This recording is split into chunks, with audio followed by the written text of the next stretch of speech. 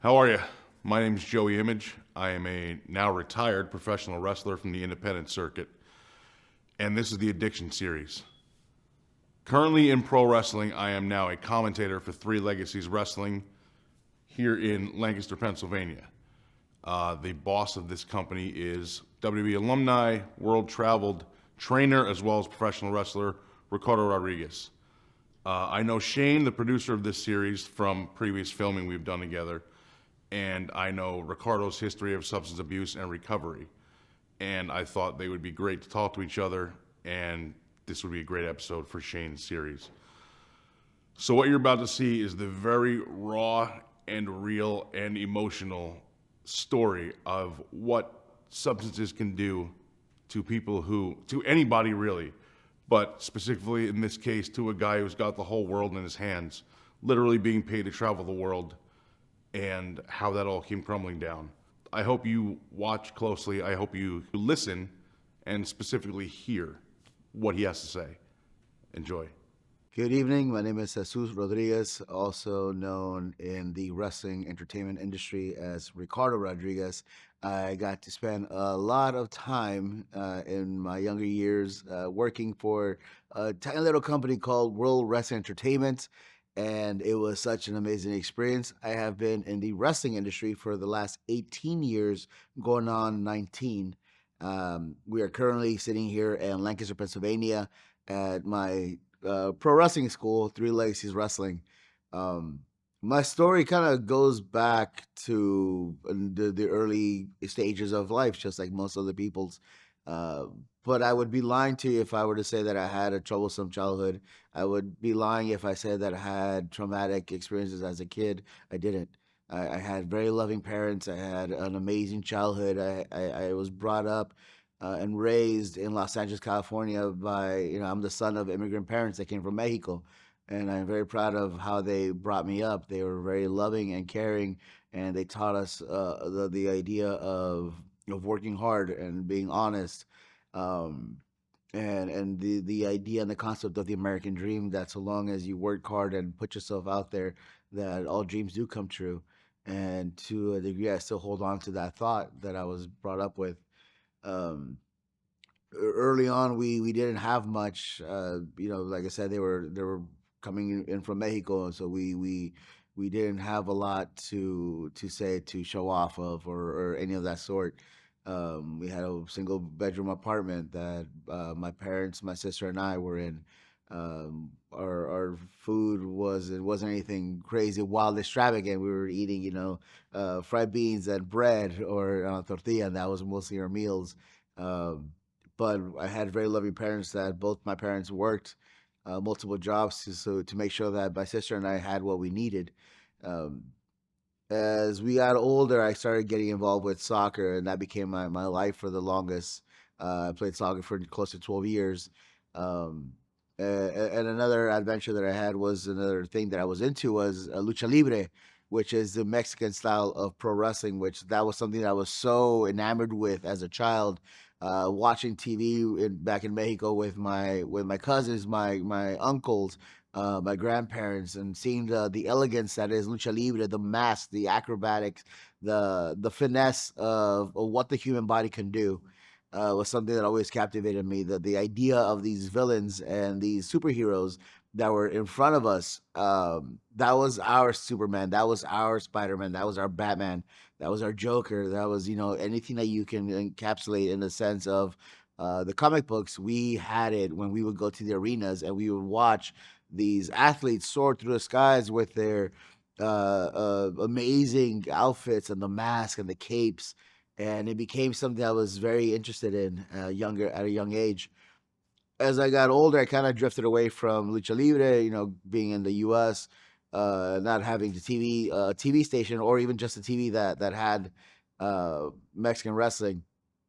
So my love kind of shifted more towards soccer, and I played that for like I said, about 12 years.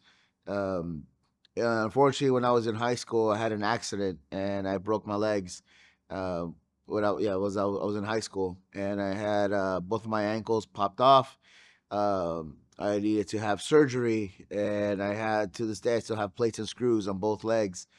because of that. So I ended up leaving and not playing soccer anymore because it became obviously a big issue. I couldn't run, I couldn't kick the ball, and then just that initial depression of I couldn't do what I loved became such an issue, and that plays a role later on. When I was in school and this happened, and I believe I was maybe 16. I had this big group of friends that we were always together, and then when that happened, I was at home for about 6 months, um, and that was like one of my first sense of abandonment because that whole time that I was at home, about maybe two or three of my so-called friends ever came by to visit. Um, so that I started developing a little bit of a abandonment issue of mistrust and just this idea that people are just there when they need you. Um, Eventually, when I went back to school, a lot of the so-called friends that I had, they would approach me and they would tell me that they miss me, that they meant to come visit. And mind you, I was home for 6 months, and only about three of them ever showed up. And I was 16. I was still kind of coming out of age and trying to understand feelings and emotions, and thinking that my first love was, that was it. And so when you have your first heartbreak, you think that's the end of the world. So that was a lot of emotion to process. As time went on, I got over it. I started, being more active, and I started getting to pro wrestling. um, I ended up meeting a couple friends who liked the pro wrestling stuff, and at the time I thought it was kind of dumb, because to me it was fake and it was dumb, it was stupid, and all the words they can think of. But eventually I got into it. I started really going, and then there was this thing back then called the black box, and then the black box was this thing that you would connect to your TV, and you can get all the pay per views for free, which was a lot of fun. And that was also how we started watching a lot of the WWE pay per views.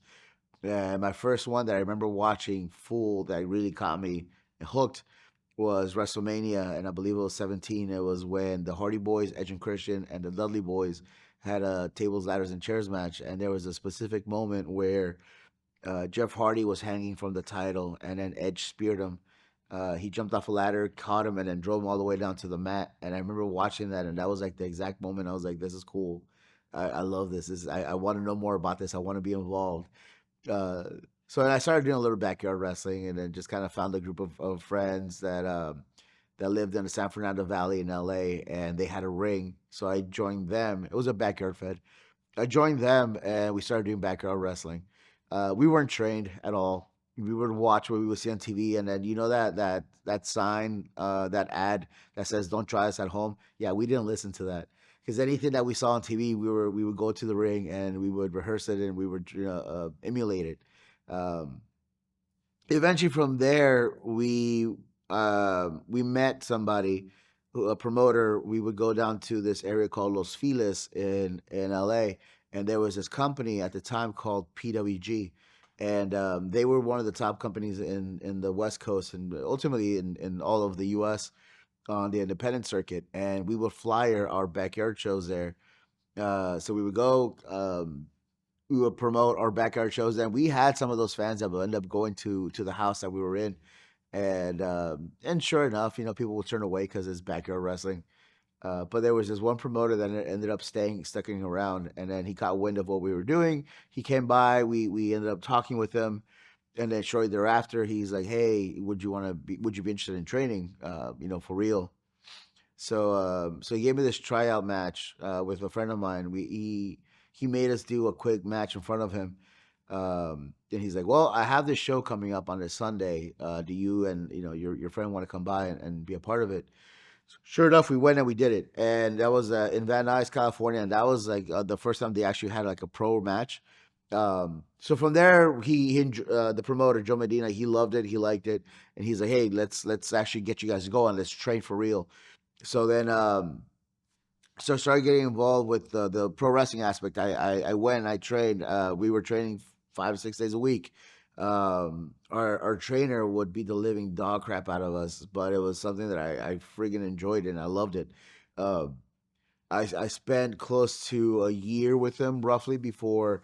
We started actually moving forward and wrestling our independent scene. He would take me to Mexico, and then we would do like Tijuana and like the border cities, San Diego, all throughout LA, uh, and then eventually he let me go on my own.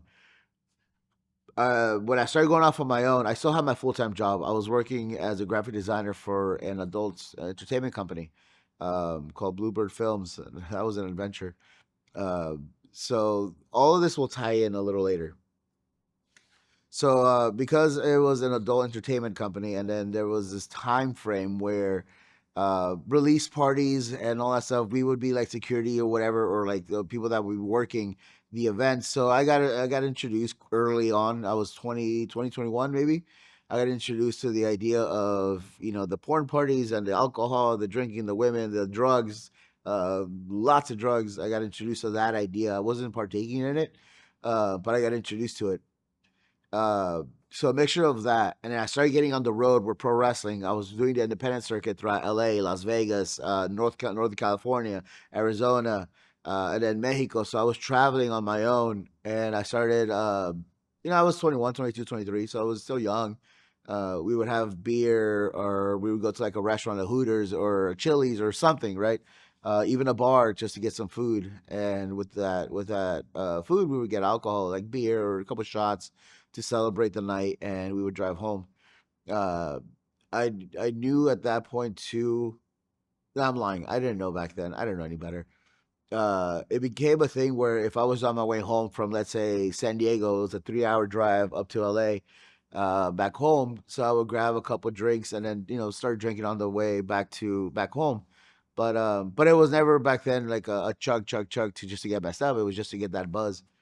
Um, and that became a thing after a while. That became a thing that I would make sure I would stop by the 7-Eleven or the liquor store to grab. The back then we had juice, which is the precursor to the Four Locos. Uh, so I started drinking those, drinking the box wine. But again, at the same time, we were young. We didn't know any better. We're kind of going over like the what do young kids do, um, and so that became a thing. But like I said, at the time, I didn't think it was a problem. I didn't think it was an issue. I started doing a lot of international travel. So I went down to England. I went over to Germany. I went down to Mexico. I started traveling throughout the U.S. And obviously, there was always alcohol involved because we would go to these after parties. And I say after parties, but it was like at a restaurant or like at a bar after the show.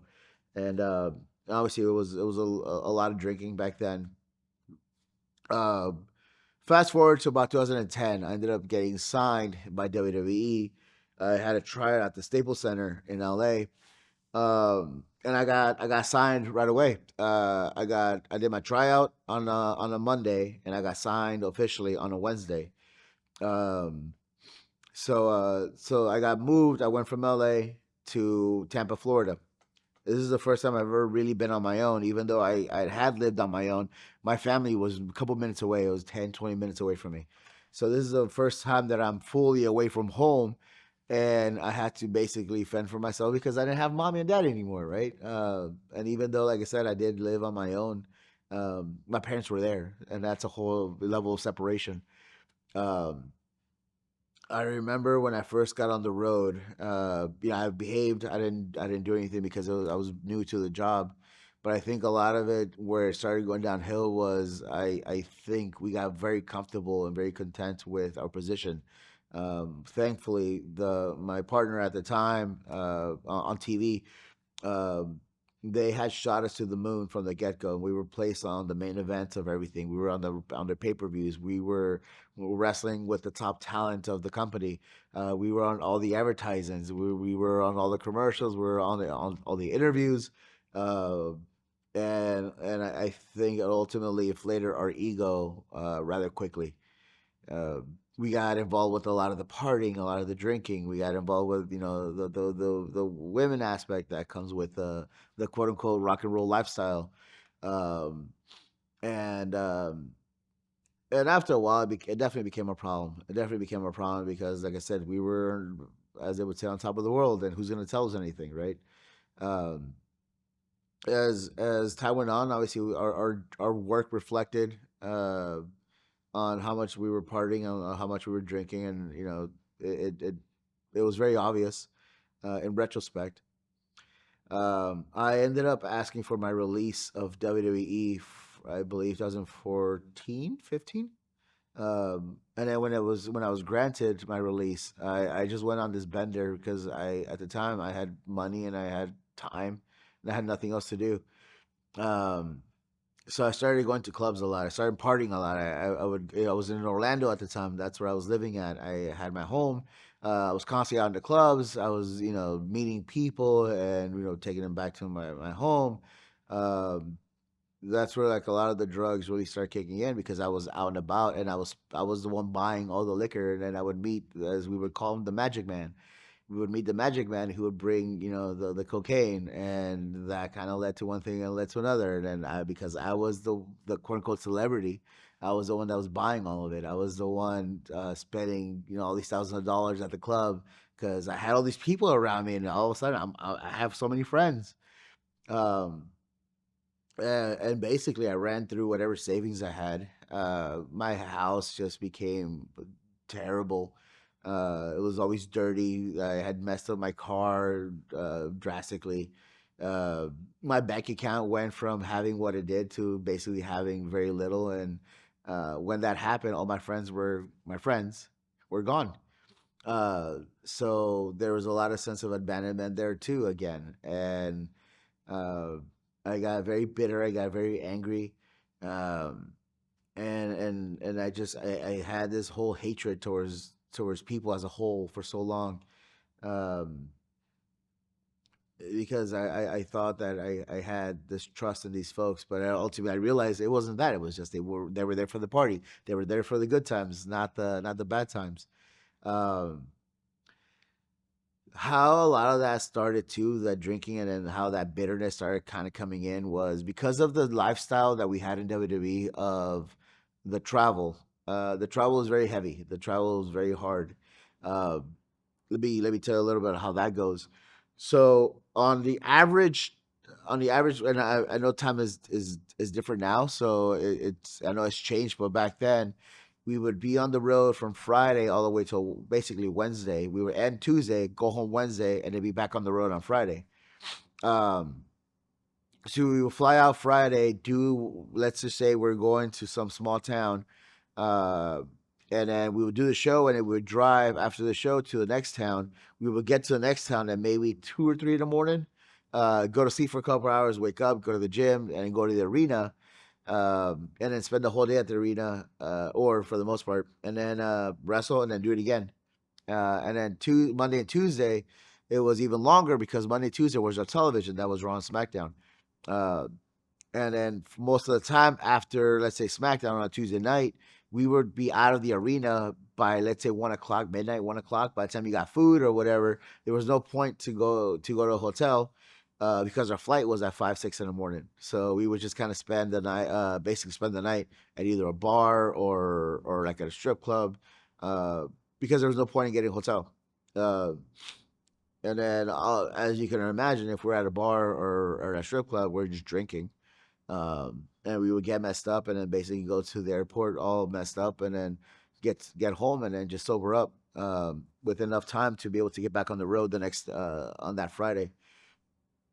Uh, and it just became an unfortunate thing because I got so used to that lifestyle of just go go go, getting up, going, getting up, going, getting up, going, that when I was home and I had left WWE, I had all this time and I had all this money and I didn't know what to do with myself because I didn't have any more responsibilities. I didn't have anything to go to. I wasn't responsible for any to respond to anybody other than myself, and I didn't take care of myself. So, because of that same schedule, I started developing insomnia because I was so used to go, go, go, go, go, and now all of a sudden I have nothing. I couldn't sleep. Um, I didn't know what to do with myself. So I remember that at the time I used to drink wine to get me sleepy because I remember that wine would get me sleepy.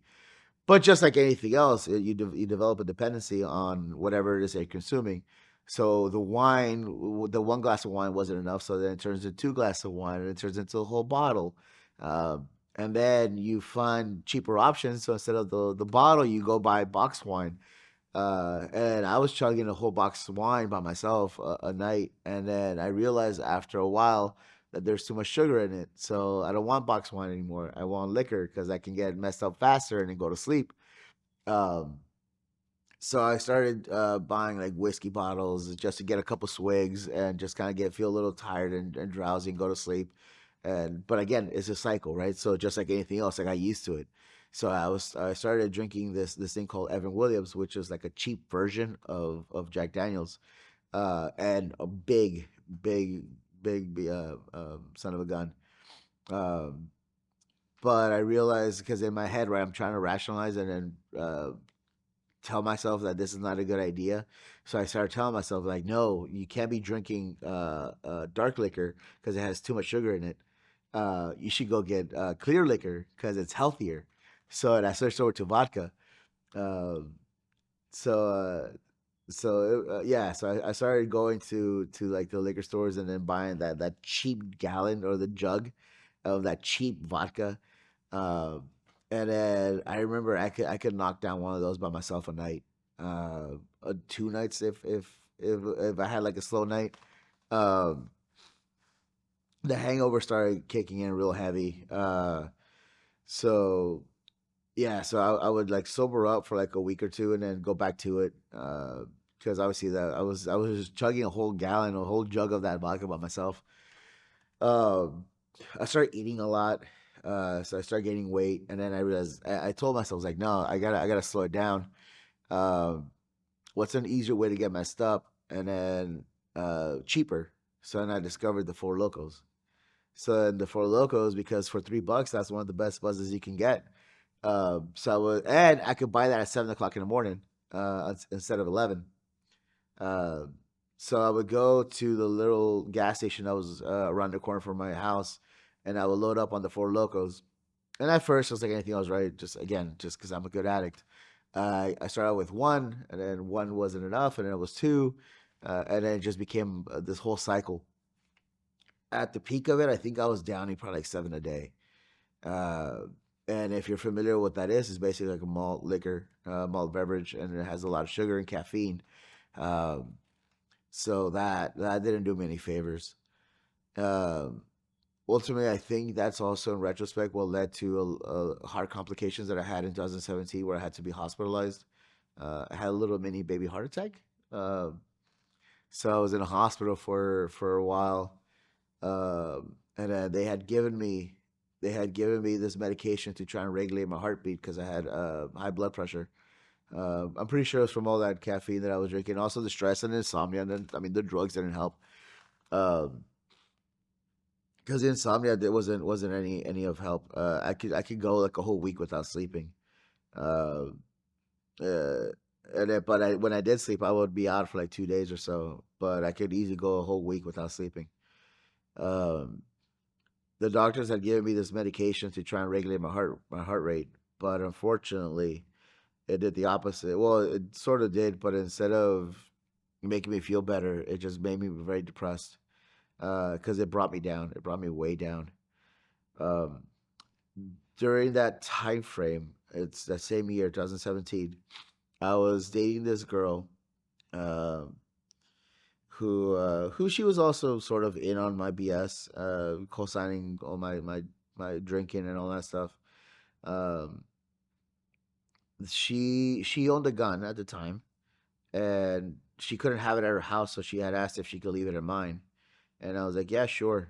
And mind you, during this time frame, because of the medication I was on, I was constantly depressed. And I mean, like, depressed. So the suicidal thoughts came in, and they were constantly in and out of my head. Um, and and she never locked the case that she had the gun in. So I remember one day I was home, I was by myself, and that very deep depression kind of kicked in, very heavy. And I knew it was up there. Then when you're in that mindset, you don't care. Um, I remember I wrote this letter, and it had a whole lot of fuck yous to people because I was just angry. I was bitter. I felt so abandoned. Everybody that had left me um, through my addiction. I thought that people were giving up on me, and I hated them for that. It was their fault that I was in the situation I was in. It was their fault that I was no longer in WWE. It was their fault that I was sad. It was their fault that I wasn't in shape anymore. It was their fault that I wasn't getting booked anywhere. It was their fault that my bank account was basically empty.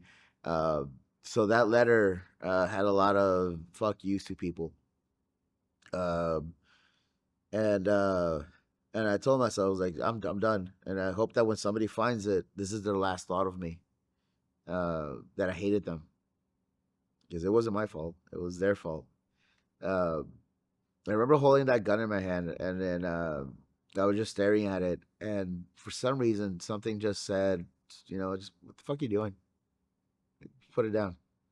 Um, I did, I put it down. Um, I put it down, I put it away, and I never got rid of that letter. That letter still exists somewhere. I never threw it away. I never got rid of it. It's out there somewhere. Um, so that was like my first time trying to end it, to call it a day, and to tap out and just say, "Hey, I'm done." Um, the next couple of times that I tried taking pills to just call it a day, but I followed it up with liquor, so I ended up puking it back out. And I tried that a few times. I tried it like probably like twice, where I tried just chugging a whole bunch of pills. Uh, but I always followed up with liquor, so obviously I just threw it back up. So those thoughts were there, and it was a constant battle of just mental health, and it's just concept of fighting myself. I went through that, and then for the longest, I was trying to fill this void with liquor because I felt like I was missing something, whatever it was. I don't know if it was the adrenaline of the audience. I don't know if it was just the love of somebody. But whatever that empty void was, I was always trying to supplement it with something, and in this case, it was alcohol. Uh, the drug usage slowed down a lot, because I had liquor, and then if so long as I had liquor, because after a while they started delivering liquor. So long as I had liquor, I was fine. I didn't care about going out. I didn't care about like meeting people or women or whatever. Uh, I just wanted my fix. And then if somebody came in and then tried to tell me that I had a problem, I would get upset because I thought they were there to try and get in the way of my good time, and they were just a buzzkill. I started developing this. I mean, I had already developed a very strong dislike and hatred towards people. And I mean a hatred. It wasn't just an annoyance. I started hating people desperately. And ultimately, as a result, I hated myself. Um, I, I, I was disgusted with myself. But because the alcohol had this grasp in me, I didn't want to change either. I didn't want to change what was happening. I didn't want to change anything that was occurring to me, uh, because I knew what I had. And I knew that so long as I was in my room and I had that bottle in my hand or that can, I was fine. I'll be miserable for a little bit when I wake up, but for that little bit when that sweet nectar touches your tongue, you're in heaven. You're in full bliss. And I thought that for those couple minutes, that half hour, whatever, uh, everything will be okay. Um, I was very notorious for a lot of just messaging people and just telling them to fuck off. I was very notorious for going on social media and just telling everybody that I hated them. Uh, and I kept blaming. I think that was a big part of me blaming everybody else, and never realizing that I wasn't changing anything for myself. So ultimately, I was choosing what situation I was in. Uh, I went from Orlando to San Antonio, Texas. I left Orlando. I hated Florida. I hated being there. There was nothing there for me uh, that I felt was needed for me to stay there. So I ended up moving. I went to California first, to LA, and then I went to San Antonio. And I did all right for a little bit. I did all right in San Antonio for a little bit. Uh, but again, I'm already an addict. So just like anything else, I found a way to ruin my opportunities that were coming up because I kept drinking. Um, I was at this family's home, and then they took me in, and I was so grateful for that. But ultimately, my addiction kind of sunk in, and I took advantage of it. Um, and I just destroyed the room that I was in. I was constantly urinating over myself, throwing up all over myself. At this place, I would go. There was a liquor store around the corner, and I would go buy alcohol, and I would hide the bottles in bushes outside the house so they wouldn't see me walk in with them. And every now and then, I would go outside, take a swig, a big swig, or I would load up a water bottle with vodka and then use that to, last me through the night. Um, Ultimately, of course, they found out. They knew. People know. They smell it on you. They see it in you. Um, and they had told me I had a problem, but I didn't. I just didn't care. Uh, I ended up going to Mexico City for from there from San Antonio. I went to Mexico City for a couple months, and I was working on a TV show there. Um, and this is I was there by myself. I didn't know anybody. I knew of the people that I was with, but I didn't know them, so they never included me really in things. So I was just in my room constantly, and I mean the alcohol was cheap over there, so I can live off of booze, basically with like $20 for like a month, basically, if I wanted to. So I was drinking again very heavily, and it affected my work. Shortly thereafter, when we finished filming for the season, I ended up going up to Mexico. I'm sorry, I went back home to LA. This is 2019, I believe, 2019. Um, Towards the end of 2019, I went home and I was only going to be there for a little bit, and then I was going to go back to Mexico City to film again, and then COVID happened. So the pandemic happened, and obviously everything was shut down. There was no flights, there was no work, so no TV, nothing going on. So I was at my mom's apartment in LA, and there was nothing to do. But there's a liquor store across the street. So when 7 o'clock hit, I would make sure I would go over there. I would hide the bottles from her, to the best of my abilities, at least what I thought, and I would just get messed up because I had nothing to do while she went to work or whatever she had to do.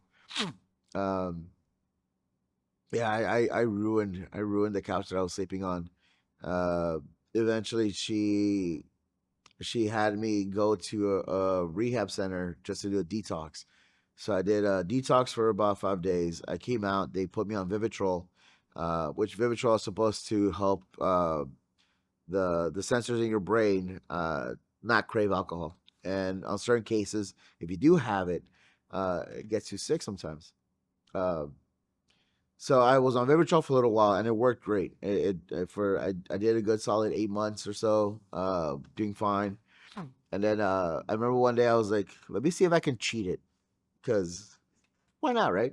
So I remember I went, I bought some liquor, some Four Locos, and then I had just taken my shot not too long prior, um, just to see if I can mess up from it, and I didn't. I didn't feel it immediately. I felt a little sick afterwards, and I kind of gave up on it for a little bit. So no big deal.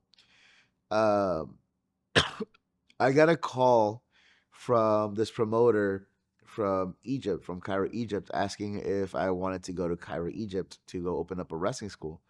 Which, of course, I mean, at the time there was nothing else happening. Everything was shut down. So I was like, yeah, screw it, let's go. So I went to Egypt, and I was living there basically for almost a year. And then towards the end of it, the cravings started really kicking in. And even though Cairo is a little bit more of a conservative area, very religious, it's also a touristy area. So you just have to find where to go find the liquor. Um, so I found a spot that wasn't too far of a walking distance from where I was living, and a lot of the salary that I was getting from the owner of the place, I was spending on alcohol towards the last month or so that I was 2 months or so that I was in Cairo. So I had broken my sobriety because of that. Uh, I ended up going before I came back to the U.S. I had a booking in Barcelona, Spain. So I went to Barcelona, and at that point, I had already started drinking again. So I broken my sobriety at that point already, and then now I'm going to a place where it's okay to drink and it's advertised, and there's liquor stores all over the place. So I was like a kid in a candy store at that point. Um, I had been paid for my time in Egypt, so I had money in my pocket, and I was like, "There's a liquor store right there." So I unloaded. I unloaded. I remember waking up one day. I was in a hospital. I had the IV in my hand, and I had my lug, not my luggage. I had a bag, and I had my wallet and all that stuff with me. I had my passport with me. So I remember I was in a hospital, and then I looked at my hand and I saw my IV and I freaked out and I took it off and I just walked out. Uh, so I don't know whatever happened if they were looking for me or anything of that sort, but I remember I just took off the IV out of my hand and I just walked out of the hospital. I took off the gown. I still had my clothes underneath me. They smell like urine. So I'm pretty sure they had just put me there not too long ago, before they were supposed to come back to, like, I don't know, clean me or something. I don't know. But I had my clothes. It smelled like urine, and then I just walked out. Somehow I found a way where I was supposed to be staying at. I found where my hotel was. I don't know how, but somehow I found it. Uh, so then I was supposed to get my flight back, but I had lost my flight. So I was trying to figure out how to get another flight, but I couldn't get to where I needed to for the Wi-Fi. I ended up buying a bottle, and then I ended up crashing at some random hotel on the stairs, and uh, and then they ended up kicking me out. So I ended up sleeping the night at a park, but I didn't care, because I'm an addict, and so long as I had my beer, alcohol, so long as I had my alcohol, so long as I had my buzz, who's gonna tell me anything? Eventually, I found a way to get back home. I ended up booking a flight back home to. I had lost my passport. I went to the embassy. I got a temporary passport, and I booked my flight back to the U.S. because I had a booking in New Jersey. Uh, so I went to New Jersey, and then from there, they paid me enough so that I can fly myself back, to L.A. to my mom. So I went back to my parents, my mom's house, excuse me, for a little while from New Jersey, and I spent some time there. But I went back to my BS.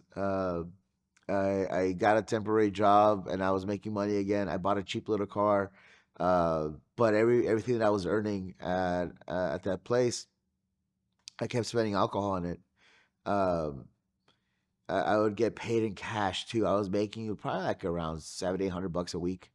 Uh, just towing cars. That's all I was doing. I was towing cars, so I was getting commission out of all the cars I was towing.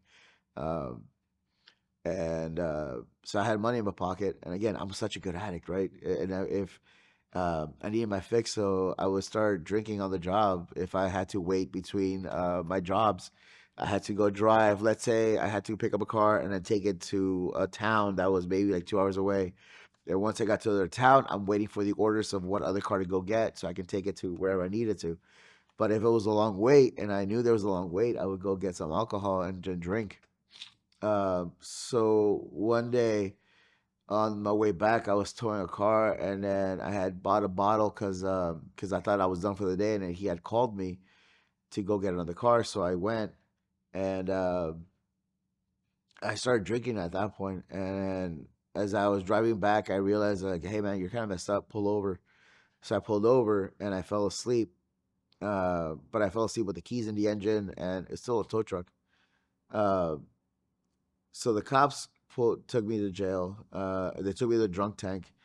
I got a DUI, but they didn't arrest me per se. What Because I wasn't in the passenger's side. I was in the back, and even though the car was off, the keys were still in the ignition. Um, so I think there was some, like, there was no, I forget what it was, but something like there was no proof of me driving. Something, whatever it was. I still got a DUI, but they didn't hold me. They kind of let me.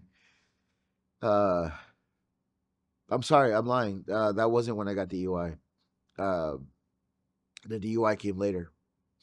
Uh, I was, I had talked to, excuse me. So they let me go on that one. They let me go on that one. I didn't. There was no charge on that one. I remember my mom went to go pick me up from the drunk tank. Uh, and that's a heartbreaking thing, man. Like when your mom has that face of disappointment in you, and then you're just staring there because you knew you messed up. Um, That was disappointing. And I remember her crying, and she was constantly begging me to stop. And she kept crying, and she tried so much to get me to stop.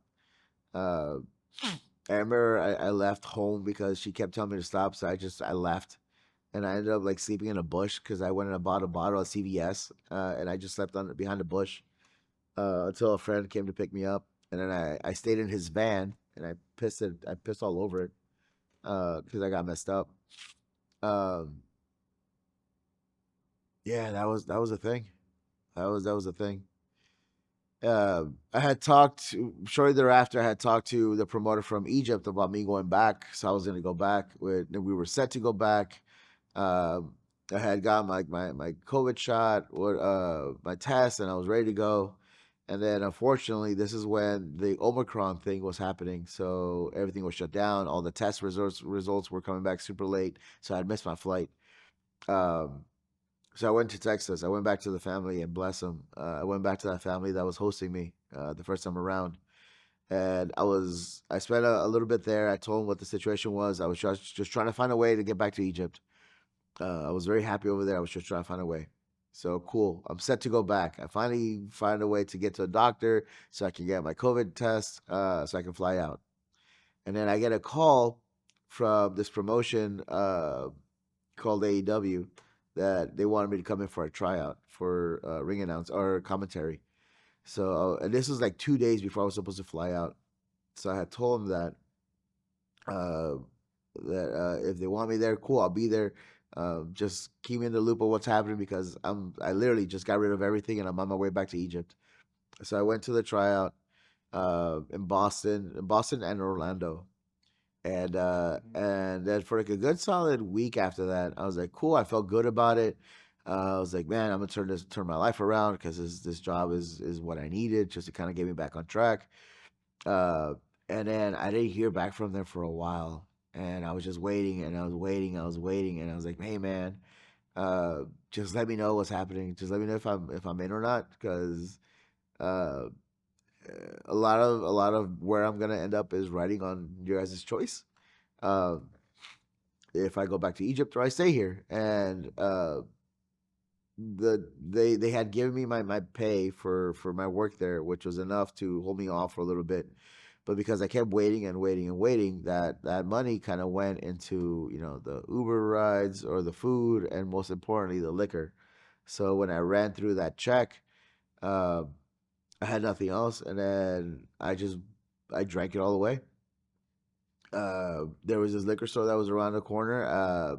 Well, there's a little alleyway that you can go through, and I would be there at 7 o'clock in the morning, get my booze, and then walk back. And then a lot of times I never made it back to the house because I would pass out on the alleyway, uh, or pass out on this park bench. I had a car that I would pass out in, and I would leave the door open with my legs just hanging out.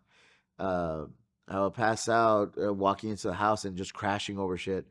Uh, and then one day I woke up in a detox center in San Antonio, and I had no idea how I got there. I have no idea how I got there. It wasn't the first time that's happened. I've woken up in detox centers countless times, not knowing how I got there. Um, and uh, and on this one, this is the only time that I remember that I had my phone with me. Uh, and I remember when it happened. I was hooked up to the IV. I had my phone with me, and I remember just kind of going, and it was I think my moment where I was like, what am I doing? At this point, like I've angered my family. I've lost all my connections. And whatever reputation I had built up in my industry, like I had pissed it all away because I wasn't showing up to shows. I had gained so much weight. I was not the same person. I was constantly berating people because I was angry. Like, what am I doing in my life, man? Like, I lost everything. Everything that I had worked so hard to attain, I had drank it all away, and ultimately, my value as a not just a man, but as a person, was far gone. And I told myself, I was like, I'm done, man. I don't. I'm tired. I'm tired of being tired. I don't want to do this anymore. Um, I had remembered that somebody had told me because WWE had contacted me once before that they had gotten word that I was in bad shape and they had reached out to me. And then the gentleman at the time, his name was well, still now, his name is John Cohn. He called me. He's like, "Hey man, you're all right. Um, if you need help, like just let us know. We'll get you something." And at the time, I was like, "Nah, man, fuck you guys. I'm good." So then, so fast forward to that day that I woke up in San Antonio, I remember that, and I didn't have his number anymore, so I had reached out to a good friend of mine by the name of Drew McIntyre, and I asked him, I was like, hey, can you get me the number to the WWE Wellness program? Uh, I think I need help. So he went out, he found the information, and during this time, I went on Twitter. I went on Twitter and I posted on a tweet that I said that I fucked up and I need help. Uh, and you know, I need help. There's this gentleman by the name of Christopher Dreisbach, who's now my business partner, but also at the same time back then, he was the COO of Blueprints for Addiction Recovery, based out of here in Lancaster. And he is on social media a lot, but he's never on Twitter. He's never on Twitter.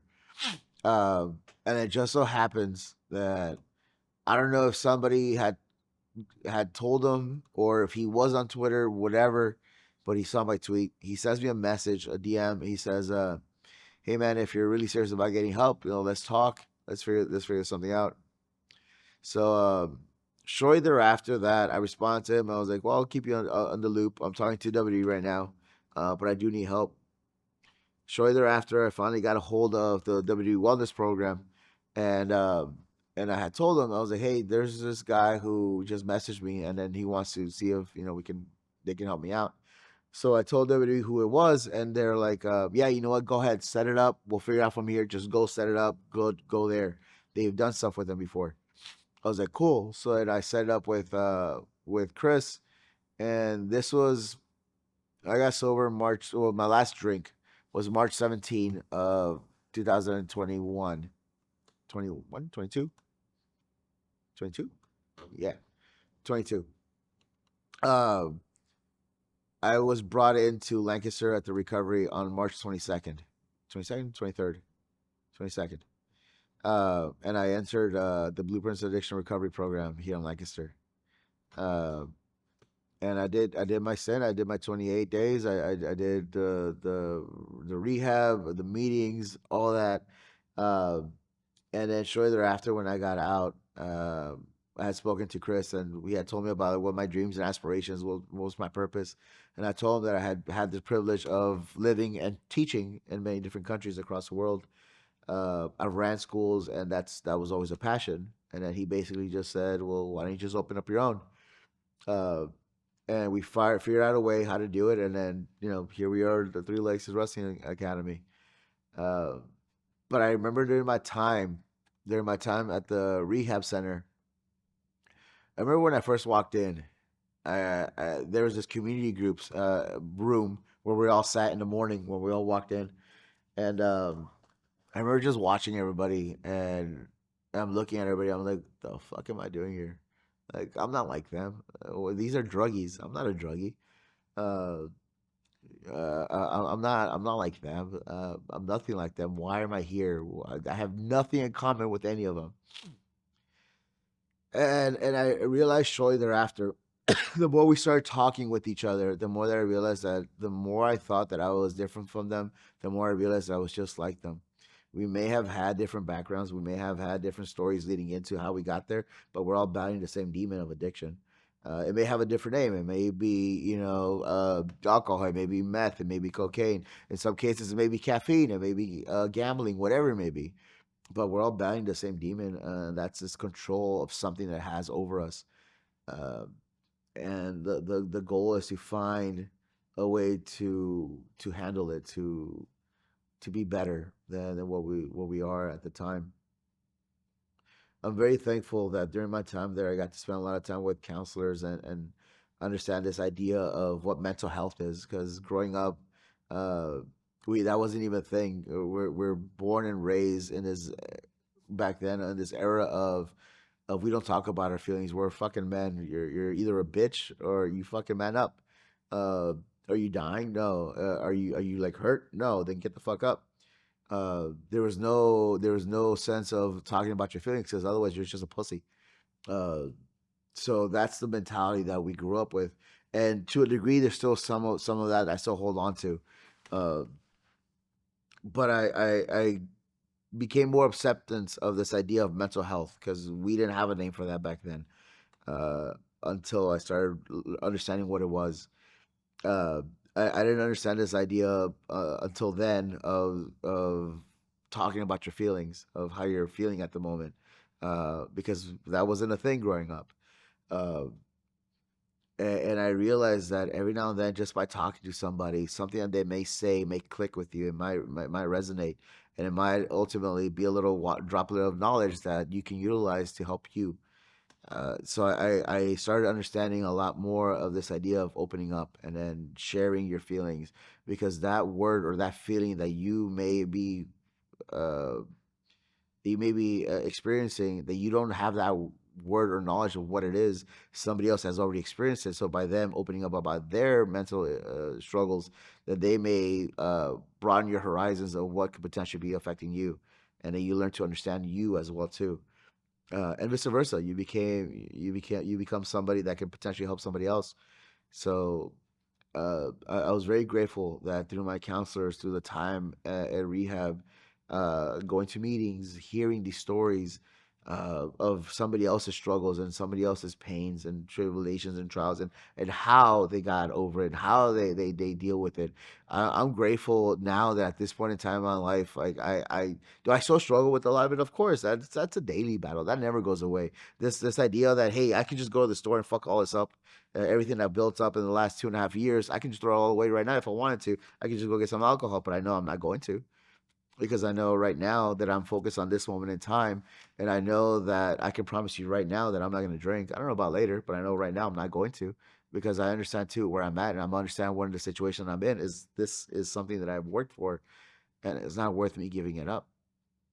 I'm grateful that during that time, I got to understand other people, and I got to understand the concept of feeling other people as well, and embracing them. And even though, like I said, that we are different folks, we're still battling the same demon, and that never goes away. I'm grateful that I don't suffer from this depression anymore. I don't suffer from this addiction. I deal with it. I learned to deal with it. It never goes away, but I learned how to manage it. And and I'm grateful that almost 3 years now, on March 17 will be my 3 year. And what I know now is very different than what I knew 6 months ago, and it's way different than what I knew a year ago. It's definitely way different than what I thought I knew, 3 years ago. 3 years ago, I didn't even think this was even a possibility. I thought I was ready to die in a ditch. I thought I was ready to just call it a day. I was happy with just getting plastered. 3 years ago to this day, I was very happy with just getting hammered. I was very happy with just being mediocre, of complacency of, so long as I have that, I'm happy. So long as I have that bottle, so long as I have that can in my hand, I'm happy for those 5-10 minutes. And I'll worry about tomorrow later.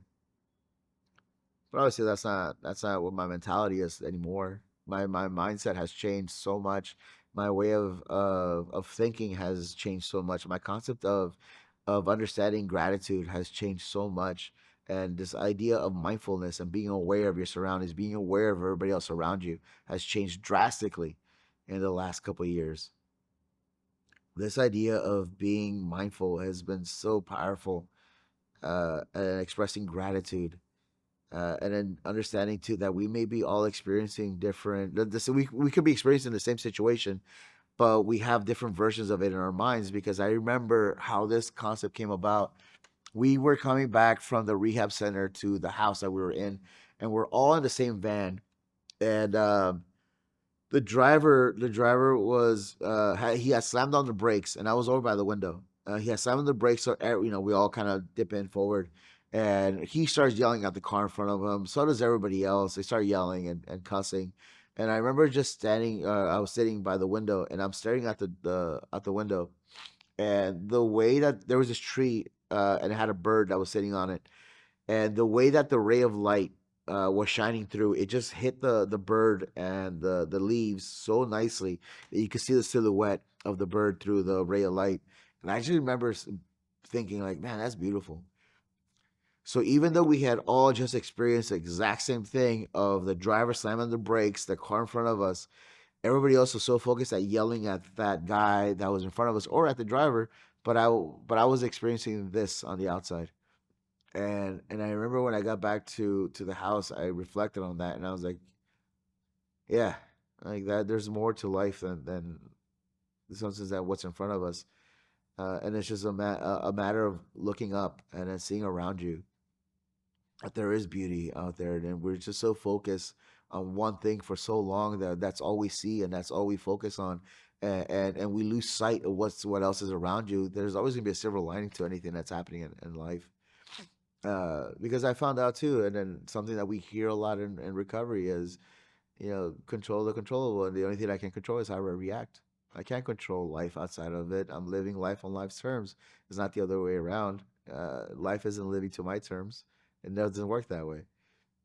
But I'm grateful that in this time in life, uh, I've managed to build up not just something materialistic, but just myself. The love that I've learned to have inside of me is something that I'm grateful for. Because I think ultimately that was the void that I was missing. It was loving myself because I didn't have that. Uh, it wasn't necessarily the adrenaline. It wasn't the idea of like the women or the materialistic, the money, the cars, all that stuff. All that stuff comes and goes. Um, the void that I was trying to fill was this void of love that I didn't have for myself. And as a return, I'm able to give that back to other people too, and hopefully help them as well. Uh, I want to be that transitional thought in people that says, no, it is possible. If he's able to do it, then so can I. Hopefully, be that inspiration for other people that it is possible to come out on the other side. It is possible to get to the lowest of lows and be able to raise yourself back up and make something of yourselves and become another functioning member of society. It is possible to go and pull other people um, out of what they think is a dead end. Uh, and because I'm grateful for the people that stood by me. I'm thankful for the people that didn't give up on me, even though a lot of them did. And honestly, I don't blame them for leaving. I don't. Uh, Back then, I hated those people that abandoned me because I thought that they didn't care about me, that they were just using me. But when I look back at it, I wouldn't want to be around me either back then. I was a miserable prick. I was terrible, and I don't blame them because it's not their job to put up with me. And and yeah, I don't blame them. I don't hold any of that against them because it's not their fault that I was the way I was. Uh,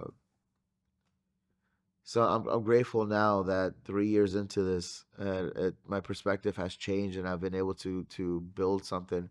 Uh, and I'm confident that I can build. If I were to fall, I'm confident I can rebuild it now. But I'm also humble enough that I know I can lose it all like that. At any given time, all this could be gone, and it's all by one simple choice. And like I said, I can't promise you 5 minutes from now. I can promise you right now, but not 5 minutes from now. I can't promise you tomorrow. I don't know if for whatever reason, let's say I have another mental breakdown in an hour, and I say fuck it, I'm done, and I go get hammered. I don't know that. Nobody does that. Nobody knows that. But I can promise you right now. And ultimately, this idea of like living in a moment has also been great. Because it gives me gratitude and I'm able to be grateful for what I have. I'm grateful for the circle that I have. I'm grateful for life. I'm grateful that I have a roof over my head. I'm grateful that I have enough to be able to give back. I have plenty to give to others, and it may not be materialistic, but I have plenty of time and patience and love. Uh, I'm happy. I'm happy that 3 years into this, I'm here. I'm alive. And I have a roof over my head. And every morning, that's one of my senses of being grateful that I'm alive and I'm sober.